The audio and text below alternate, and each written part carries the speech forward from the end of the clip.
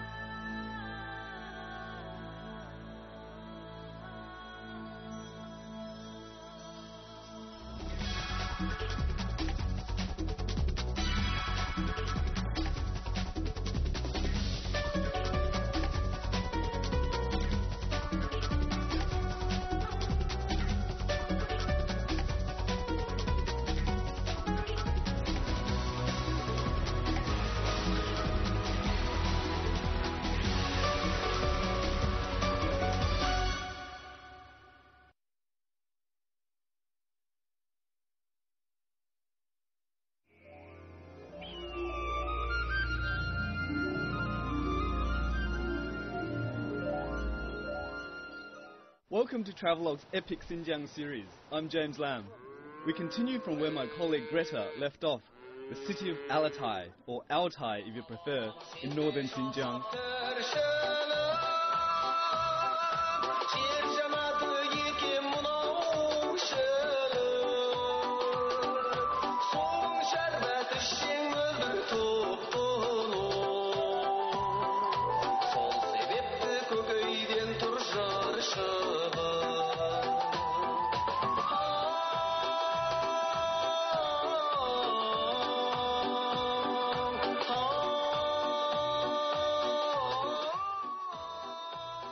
As luck would have it, the annual Aachen Tangchang, a folk music event, is being held on the grassland and hours to the north. More than music, this is an extravaganza of Kazakh culture and tradition. There are competitions galore, cow milking, and lots more. It's our great good fortune that one of the star performers will show us around. It's fitting that this event is held here. Kazakh nomads have been herding sheep and cattle in this region for over 2,000 years, moving annually between summer and winter pastures. The nomadic traditions have led to speculation that the name Kazakh might be derived from a word meaning to wander.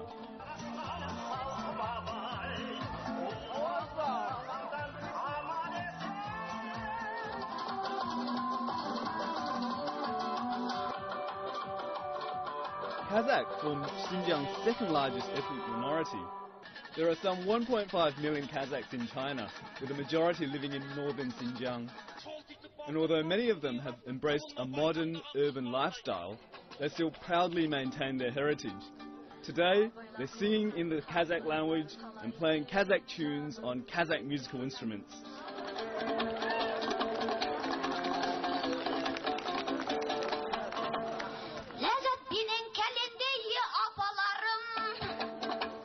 It's not surprising that this event has brought these Kazakhs together, since the soul of the Kazakh people, so it's said, is best expressed in their traditional folk music. It's like a test of the wits for the singers. They have to come up with the funniest line, the cleverest line to impress the crowds and the judges. Looking around, I'm struck by how many people are enjoying today's activities on horseback. They ride from one competition to the next, completely at ease in the saddle. Kazakhs are famous for being skilled horsemen. They regard their horses as an expression of their freedom.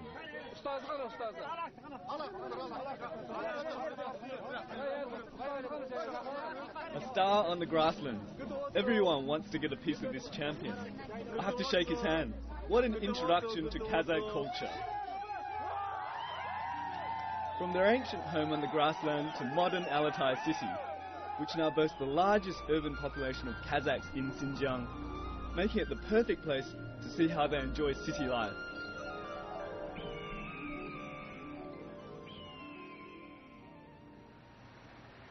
It's the middle of summer, but Altai city is surprisingly cool, except for the sun rays. Oh. I've loved walking around the city along the green spaces and just breathing in the clean fresh air. So nice. Besides its Kazakh heritage, this region has been renowned for something else since ancient times. Gold. In fact, Altai means mountain of gold. Surprisingly, this particular mountain of gold is an attraction for skiers. If you plan to come, book your hotel and flights early. Tourists flock here in the summer to enjoy the cool weather and in winter for the snow.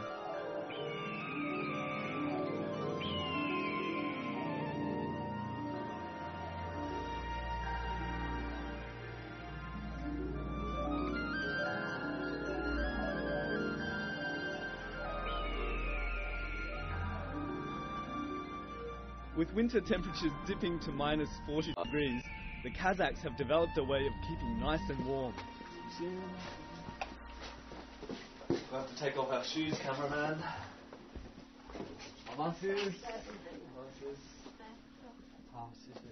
Felt rugs are really important to the Kazakhs, and every Kazakh family have these rugs, felt rug, all over their floor to keep them warm.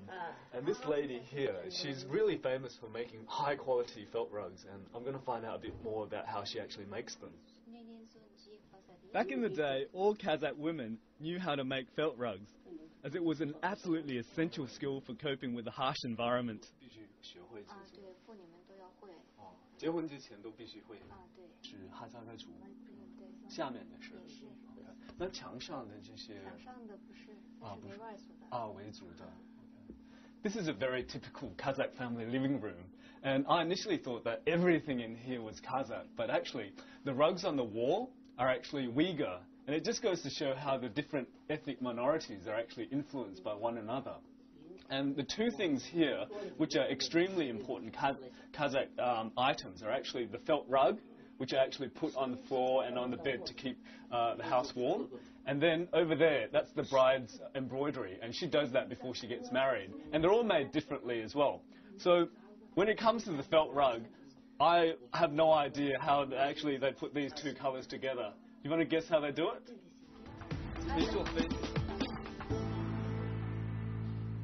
Right, mystery solved. I initially thought that what they did was they put the colours one on top of the other and then sewed it together. But actually what they do is they draw the pattern first, and then they cut out the pattern, dye it, and then put it back here and then sew it together, so that the finished product is actually level, so that there's no bumpy bits, so that when you're sitting down or lying down, it's really comfortable. Very nifty stuff. The Kazakh nomads would make felt rugs with wool from their own herds. Kazakhs living in the city today still buy felt rugs. It's their way of keeping this time-honoured tradition alive. Embroidery is another important expression of Kazakh cultural identity. Now, living in the city, they have machines to help them produce enough to keep up with demand. It's tradition and modernity woven together. And the patterns on them tell a story too.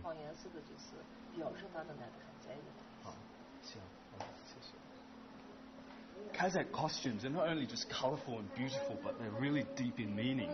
And this red line here around the neck, it symbolises that the woman's husband is still alive. And if it's yellow, then it means that he's passed away, so you don't even need to ask the question. And down here, the boss was telling me that the more flowery it is, the more edges and horns are here. It means that the family is wealthy and prosperous, and it means that they have lots of offsprings as well. Embroidery make a great gift. As one of the largest cities in northern Xinjiang, Altai, with its markets, is a great place to pick up souvenirs. Old school markets like this will show you how the locals go about their daily business. It's interesting to see people buying and selling in a place where nomads used to exchange goods by the relatively simple process of barter. The vendors tell me that nomads also shop here. There's something about visiting markets when you travel. I find the sights, smells and sounds always stay with me.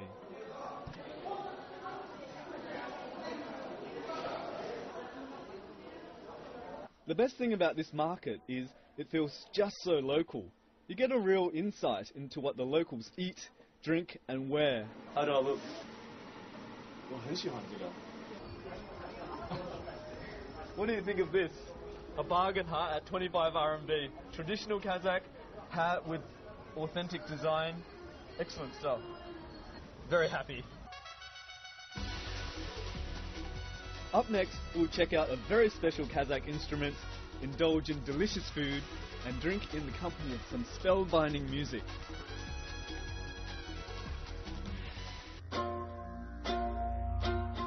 Nomadic tribes often have their own special musical instruments, and Kazakhs are inseparable from the dombra, their most important instrument. Kamal brought me to this place where you can land your very own funky dombra and learn much more about them. I've been reading this book on traditional Kazakh musical instruments, and according to this book, there were originally over 80 different musical instruments, but only about 60 survive to this day. And the most important of the instruments are the dombras here. And every Kazakh is actually expected to know how to play it, and they come in all sorts of different shapes and sizes. Hey, 这个是什么样的 dombra? 这是掌部 dombra. Okay. 哈萨克族最常用的 dombra. Ah, okay. So this is the most common and popular types of dombra, okay? And you can find this everywhere and in every house, and it's played in a lot of special events. Kamal's a professional dombra player. See? 哎，这个怎么会有两个那个头啊？这是双头 dombra. 这上面是低音，下面是高音。Okay. So this is a double neck dombra, and the neck at the top is actually the low tone, and the neck at the bottom is the high tone. I wonder what Kamal is going to come up with next. She's full of surprises. Wow, even the shape's fascinating. 这个是什么形状的？天鹅 dombra. 啊，为什么是天鹅 dombra？因为天鹅在我们哈萨克族里面最神圣的动物，最崇拜天鹅。Okay. I don't think this is finished yet, but it's actually the swan dombra. Can you see? This is the head, this is the neck, the body here, and the wings. Quite a lot of fun. According to local folklore, a swan rescued a shepherd caught in a storm. The swan then turned into a beautiful lady, they married, and together produced children who became the first Kazakhs. The owner of the Dombra workshop invites us back to his place.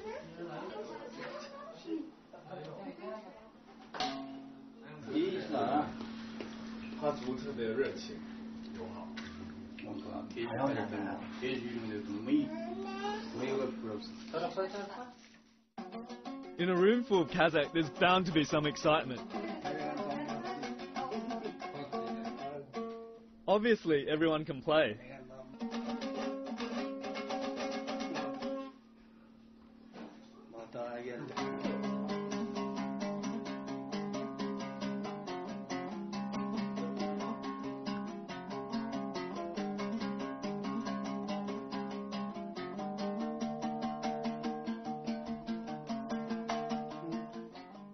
The dombra is a versatile instrument, a bit like a guitar or banjo. It's used to accompany solo singers or choruses, and is played by strumming or plucking its two strings. Sitting here in this pleasant company and enjoying the melodious music, it's as if I've been welcomed into the world of the Kazakh people. For me, this is what travel's all about.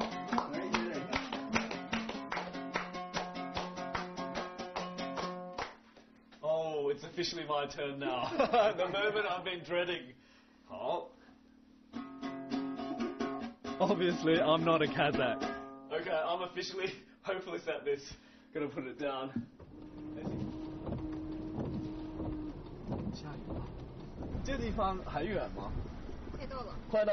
Now, from a modern Kazakh family home to another Kazakh family residence to see more of what a settled life is like. We're only 20 minutes away from Altai city at Lasta village. And as you can see, the mood has changed completely. It's so relaxing. 特别漂亮这里。对。对啊，很绿。我应该怎么跟老人打招呼啊？跟他说 Assalamu alaikum。Assalamu alaikum。对。标准吗？标准。哎，好老实。OK， 好，他在哪里？Assalamu alaikum。The head of the household is giving us a very warm welcome. It's the nomadic tradition in this part of Asia to welcome guests with hot milk tea and snacks like their famous cheese and other dairy produce.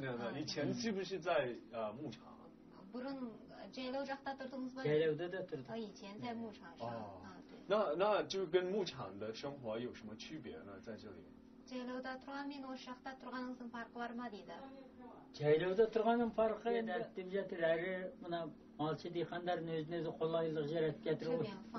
Жақсы болып жатыр. 离城市近方便一点。那边比较艰苦。不用搬来搬去。然后冬天这里 Life's a lot easier since he's settled down into this permanent residence. So he's had a few VIPs visit him.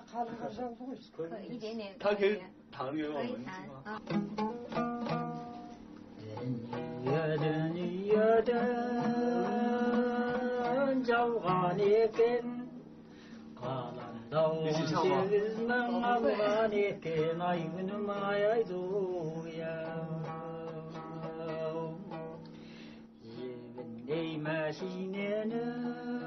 Their warm hospitality ranks them amongst the most welcoming hosts I've ever encountered. To witness this nomadic tradition being kept alive amongst the settled Kazakh is quite overwhelming, truly touching.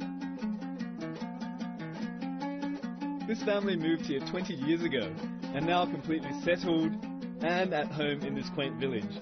They're thriving in their permanent home, and while the environment may be different, the traditional milk tea is still going strong, freshly brewed.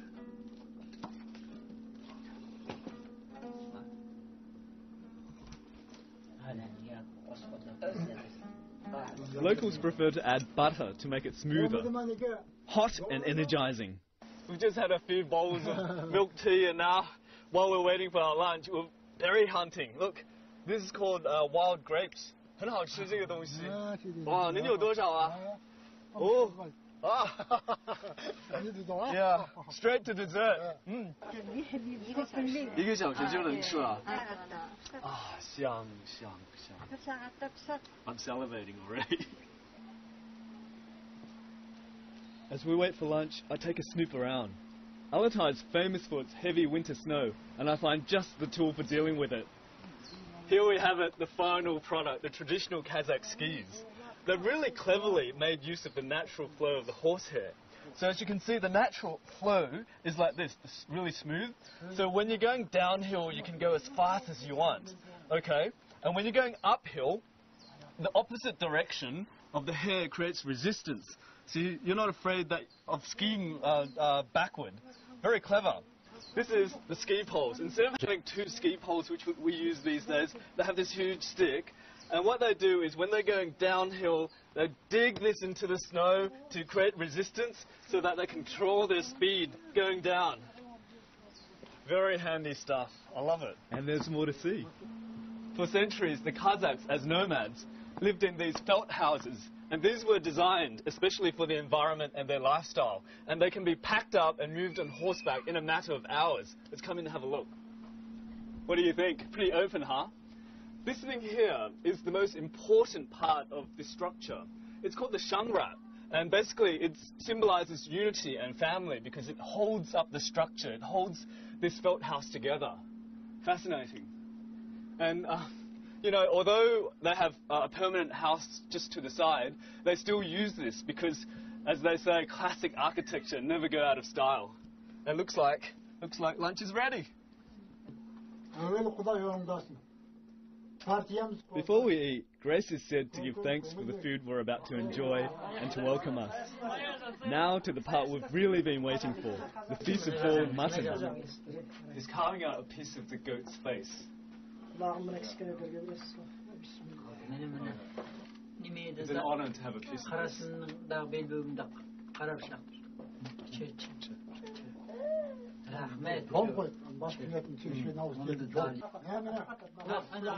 So soft and tender, delicious. Mutton is a staple part of the diet here. Eating certain parts of the animal carries a specific meaning. So what just happened was this man here, he cut off the sheep's ear and gave it to this little girl because she's the youngest member of the family, and it's supposed to mean that she should listen and be obedient. The meat is simply boiled in water with a bit of seasoning until it's tender. It's traditionally eaten with bare hands, as we're demonstrating. Getting the chance to eat with this Kazakh family is a real privilege and reminds me of home, where food is a family occasion. All Kazakhs seem to be natural performers, and the children certainly aren't shy about putting on a show. If all this joviality makes you want to come, please do. And you'll be able to stay here, as the owner's preparing to take visitors for homestays.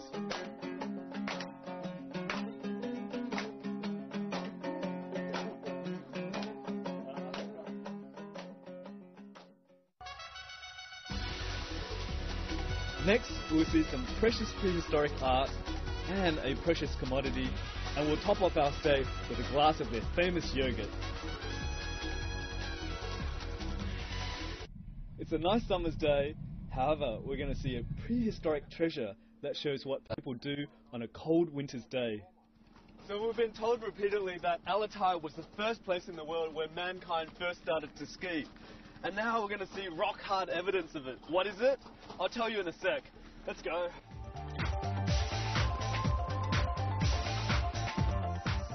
We're about to see a powerful demonstration of the genius of Alatai's prehistoric people, who managed to take the snow in their stride. We're finally here to see our rock-hard evidence. We're really lucky because we've got Mr. O here. He's a local farmer and was working in the fields today. He actually made a discovery which attracted worldwide attention. And 您这个什么时候发现这个呢？是83年那年发现的。哦，是怎么样发现的？当时我们几个小朋友一块在这玩的时候，撵小狗在这撵在这里之后，才发现这个哦，文化。原来这样。Well, a lot of media outlets covered this. They came from all over the world to check this out. And scientists also came because it was of really special significance. Come up, I'll give you a hand. Okay, you okay? 然后 it's pretty steep. 您发现了以后，您告诉谁啊？当时我们乡长有个乡长有叫倪永梅的乡长有，他告诉他要再往上面申报的。这样。那您是在这里看护这个吗？主要是我看护现在。行，您先走。It's pretty narrow.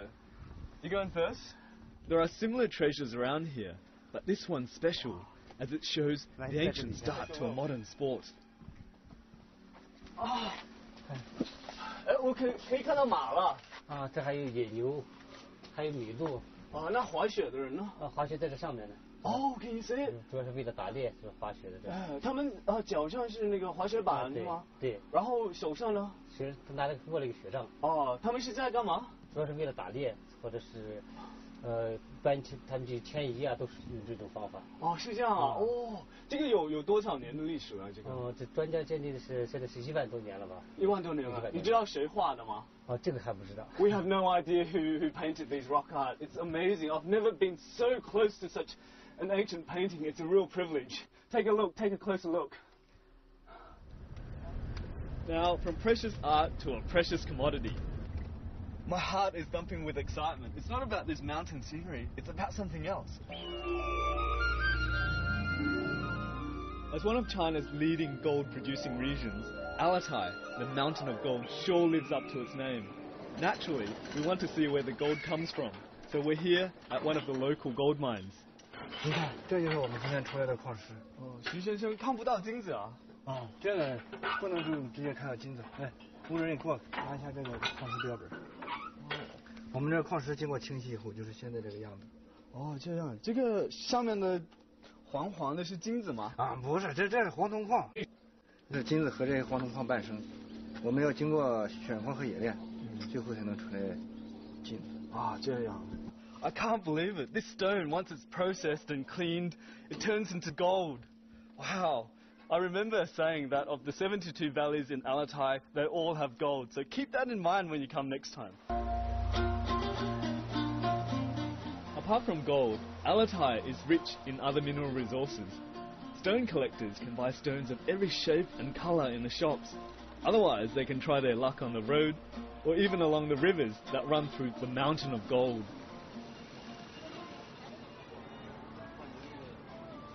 see how it's pretty light? It's already 9 p.m. in Xinjiang. The summers here are really long. The summer days are quite long, so it gets dark really late.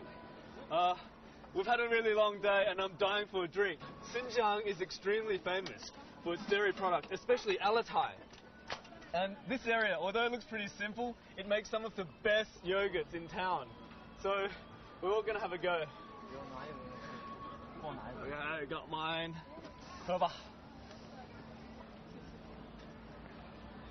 Oops, forgot the sugar.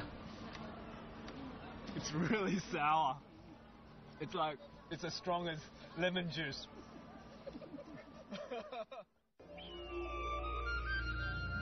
Our stay here in Alatai City has been jam-packed with activities. From the excitement on the grassland, to the eye-opening home visits, to some magnificent rock paintings. Alatai has got so much to offer. What's more, it feels immensely welcoming. And I can see why many Kazakhs have chosen to live here. I just wish we had more time to take it all in. Oh, bye-bye. Bye-bye. Hush, hush. Before coming here, Alatai has always held a mysterious allure to me.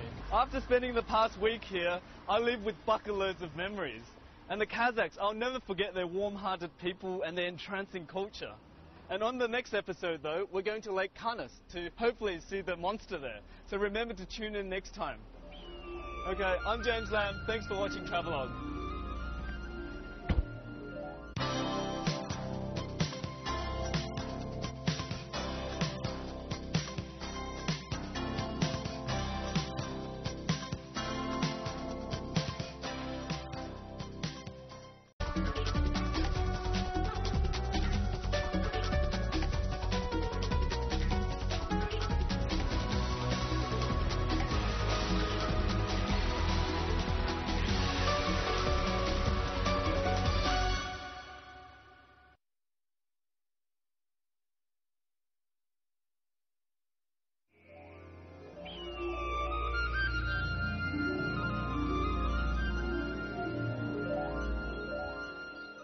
Welcome to Travelogue's epic Xinjiang series. I'm James Lamb.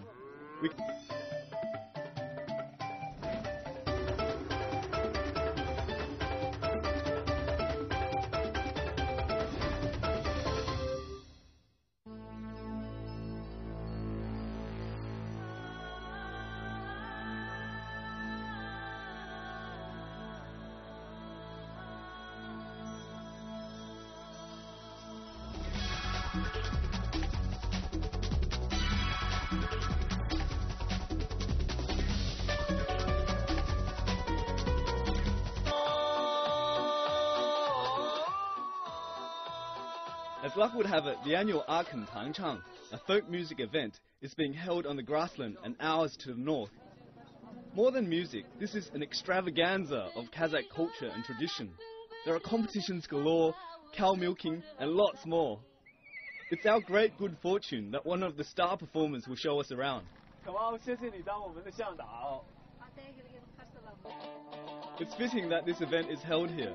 Kazakh nomads have been herding sheep and cattle in this region for over. Continue from where my colleague Greta left off, the city of Alatai, or Altai if you prefer, in northern Xinjiang.